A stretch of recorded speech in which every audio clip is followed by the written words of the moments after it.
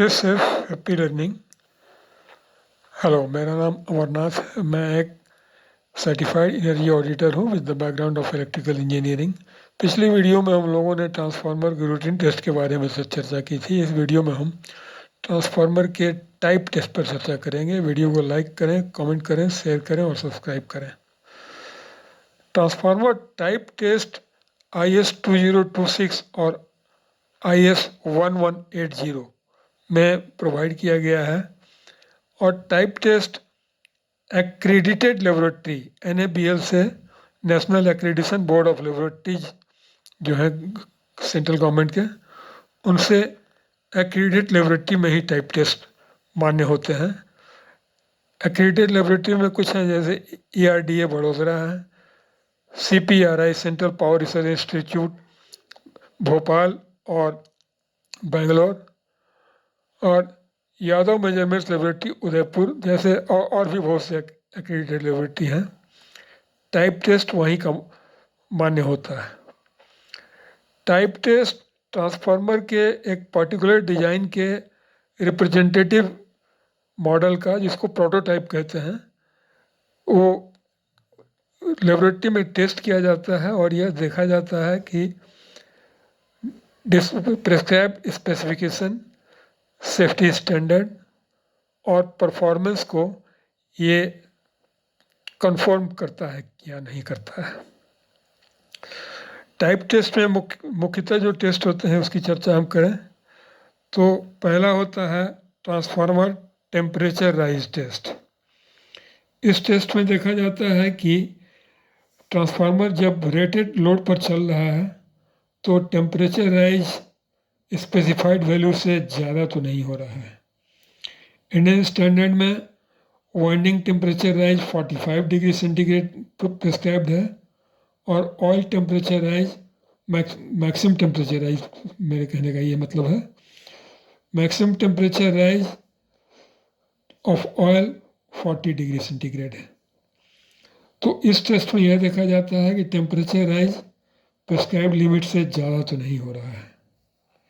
दूसरा है transformer impulse voltage withstand test. ये बेसिकली ट्रांसफार्मर के इंसुलेशन का टेस्ट है, जिसमें देखा जाता है कि आउटडोर ट्रांसफार्मर्स जो हैं ये लाइटनिंग कंडीशन में जो वोल्टेज जनरेट होते हैं उस वोल्टेज को ये सस्टेन करने की पोजीशन में है या नहीं।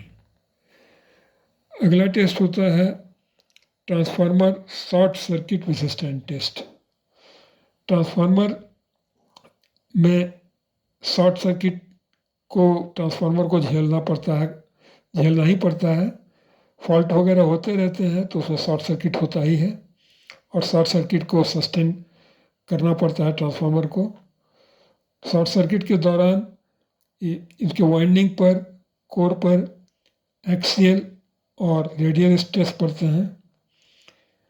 यह स्ट्रेस में देखा जाता है कि उस स्ट्रेस को सस्टेन करने में ये कैपेबल है या नहीं। ये शॉर्ट सर्किट विथस्टैंड टेस्ट जो स्पेसिफिकेशन में प्रोवाइड है 1 सेकेंड या 2 सेकेंड उतने समय के लिए desired value of short circuit इस ट्रांसफार्मर को यहाँ से फीड किया जाता है और इसकी सस्टेनेबिलिटी को चेक किया जाता है। अगला है एकॉस्टिक और sound level test of transformer. Transformer के तीव्र आवाज़, मैग्नेटिक्सेंस जिसको कहते हैं, के कारण जो उनके तीखे आवाज़ होते हैं, यह अब साउंड पॉल्यूशन या ध्वनि प्रदूषण का कार्य कर रहा है। विशेष करके हॉस्पिटल के आसपास का जो क्षेत्र है वो इस आवाज़ को बिल्कुल सही उन्हें सह नहीं होता है, क्योंकि सर्जन्स को ऑपरेट करने में, अपने आप को कंसंट्रेट करने में उन्हें दिक्कत होती है यदि सब स्टेशन आसपास हो तो इंडिविजुअल जो है वो सर्टेन एकॉस्टिक और साउंड लेवल प्रोवाइड करते हैं। तो ये देखा जाता है कि एकॉस्टिक लेवल जो है ट्रांसफार्मर का वह डिजायर्ड डेसिबल से नीचे है या नहीं।